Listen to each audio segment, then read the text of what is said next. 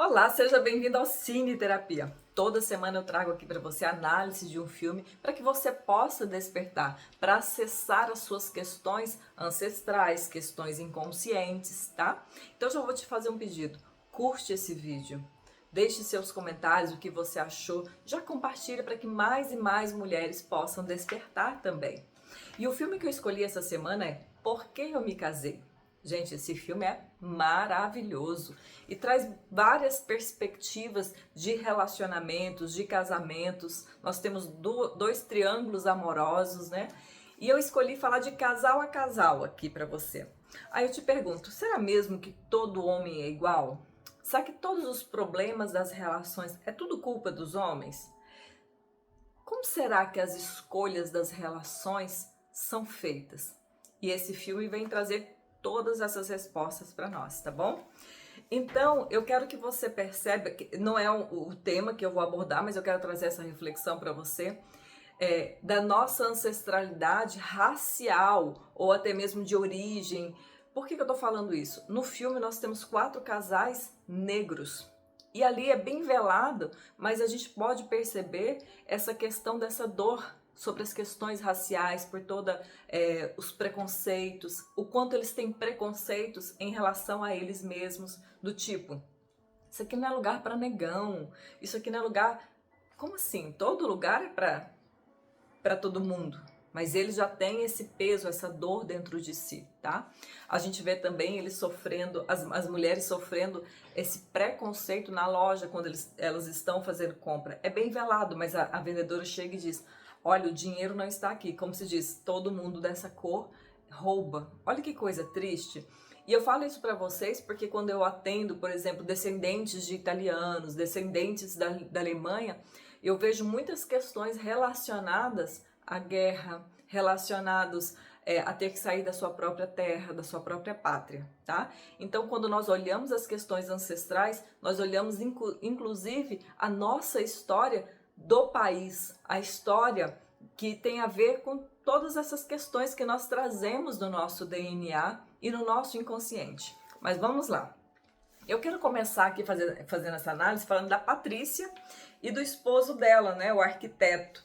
A Patrícia é a psicóloga, é a escritora, é a mulher perfeita, é a mulher que ajuda todo mundo, é aquela heroína que mostra para todo mundo que ela é perfeita e que ela não tem problemas. Ela está disponível para ajudar a todo mundo, mas ela nega a sua própria dor. Ela tem dificuldade de conversar com o marido sobre o fato do acidente com o filho dela. Ela se sente culpada e ela não consegue nem conversar e nem pedir ajuda, tá?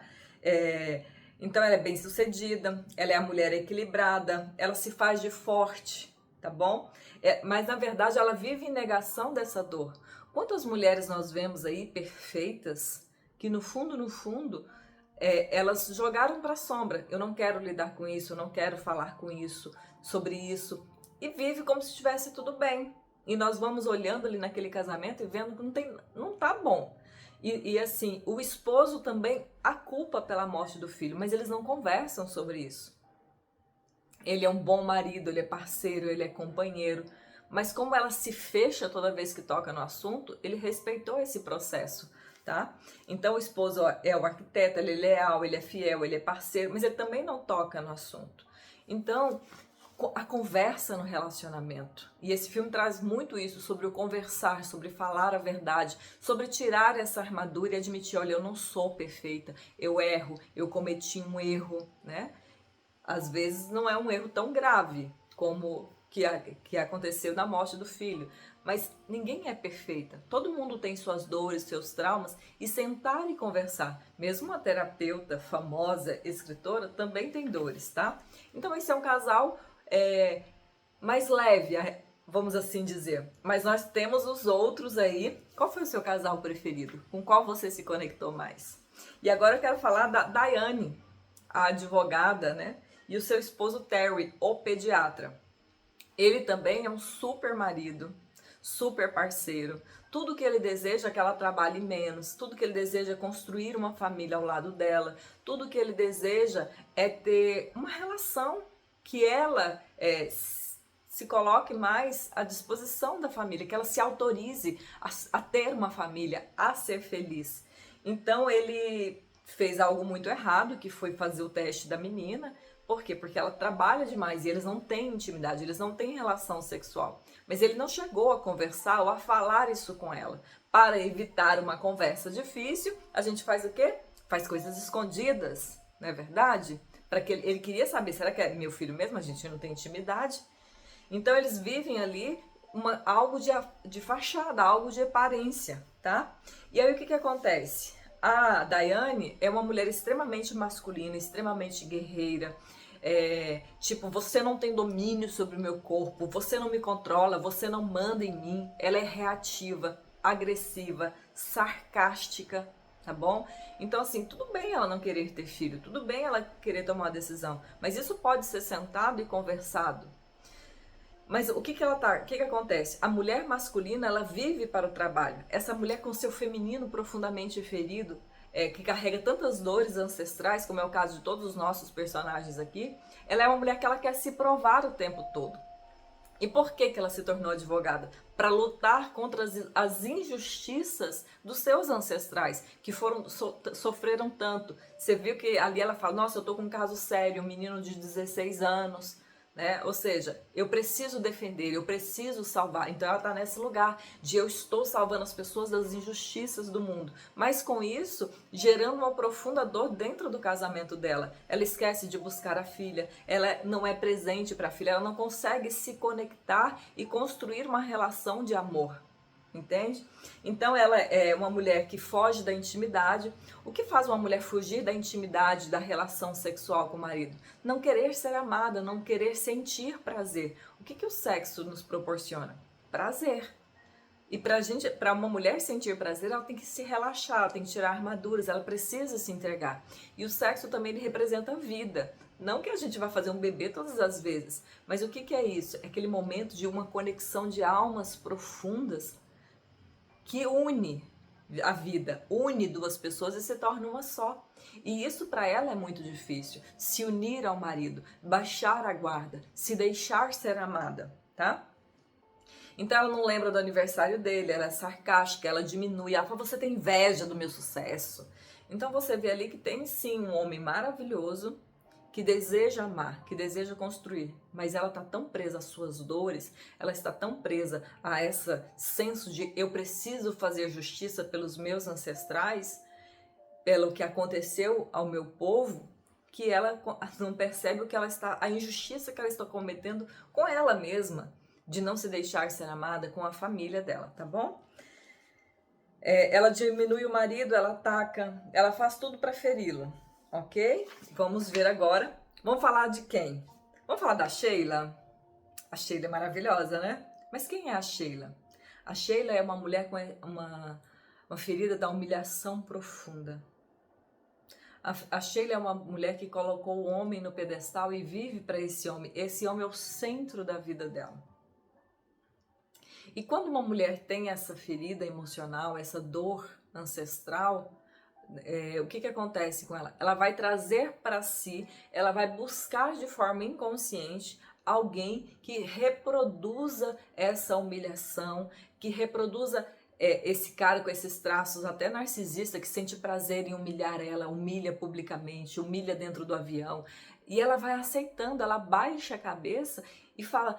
E ela defende ele ainda para as amigas. Não, ele não é assim tão ruim. Não, imagina, ela é uma criança imatura, infantil, ela é a boazinha que se nega a ver a verdade, que se nega a ver o quanto o marido a maltrata. Não é culpa minha.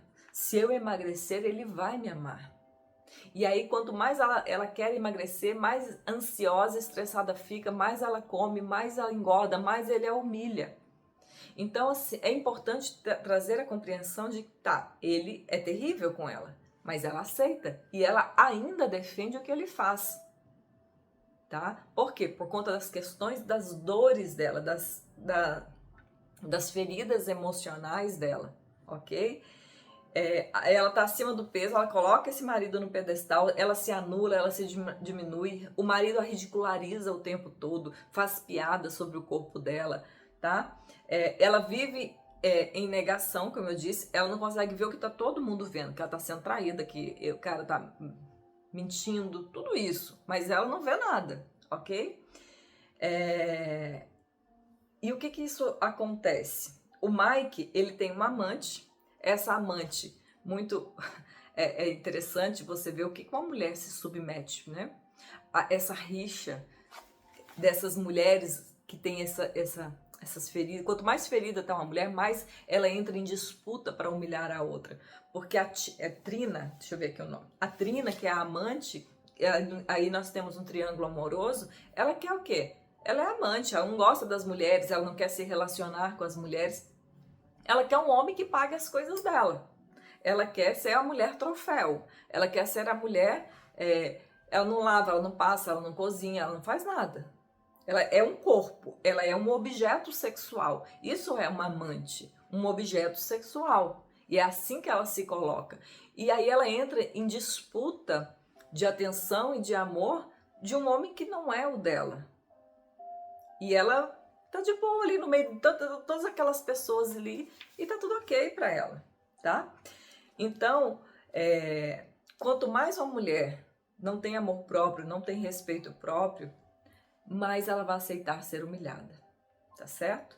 E o Mike, ele não respeita as mulheres. Mulher para ele é utilidade, utilidade sexual. Mulher para ele é para lavar, passar e cozinhar, porque lá na frente ele reclama da Trina, por quê? Porque ela não lava, não passa e não cozinha.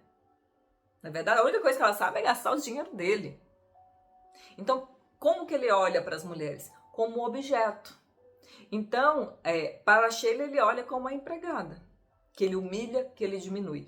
Como que ele olha para a Trina? Como um objeto sexual. Então, mulher para ele só tem esse tipo de utilidade. E aí, com que tipo de mulheres ele se relaciona? Com o tipo de mulheres que ele olha e que ele acha que é um objeto e a outra empregada. E aí nós temos eu quero que vocês compreendam bem isso. A gente se atrai por aquilo que tem dentro de nós. Nós trazemos para a nossa vida homens e pessoas que nos vão tratar de acordo com o que a gente acredita que merece. Como a Sheila não tem amor próprio, não tem respeito próprio, ela parece imensa no filme, toda desgrenhada, toda despenteada. Não, mas a culpa é minha e que não sei o quê. O que ela traz para ela? Quem a humilha? A culpa é dele? Será que a culpa é do homem? É da mulher que aceita, tá? E eu vou continuar falando com vocês, eu já volto para algumas outras questões aqui, e aí você vai compreender o que eu tô falando. Então, o Mike é esse homem que olha para as mulheres como utilidade, como objeto. E ele não tem... Você viu que ele foi pra Trina, mas ele continua falando mal dela também. Antes ele falava mal da Sheila pelo peso, e da Trina ele fala mal dela também. Ou seja, ele é um homem que despreza as mulheres, tá? Eu não vou entrar aqui nas raízes disso, mas é só para você compreender. Aí nós temos o xerife, que é um homem extremamente dócil, um homem amável, e que acaba no final se envolvendo com a Sheila, se apaixonando pela Sheila e se casando com ela. E o que acontece com a Sheila? Quando ela se separa e entra nesse processo, todo mundo quer cuidar dela, porque ela é a boazinha, ela é aquela criança. E o que ela diz para as amigas?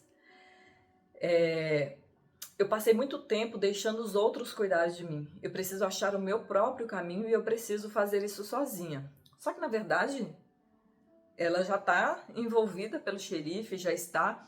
Porque as pessoas, a mulher boazinha, ela é dependente emocional. Ela só existe dentro de uma relação. Ela precisa de um outro.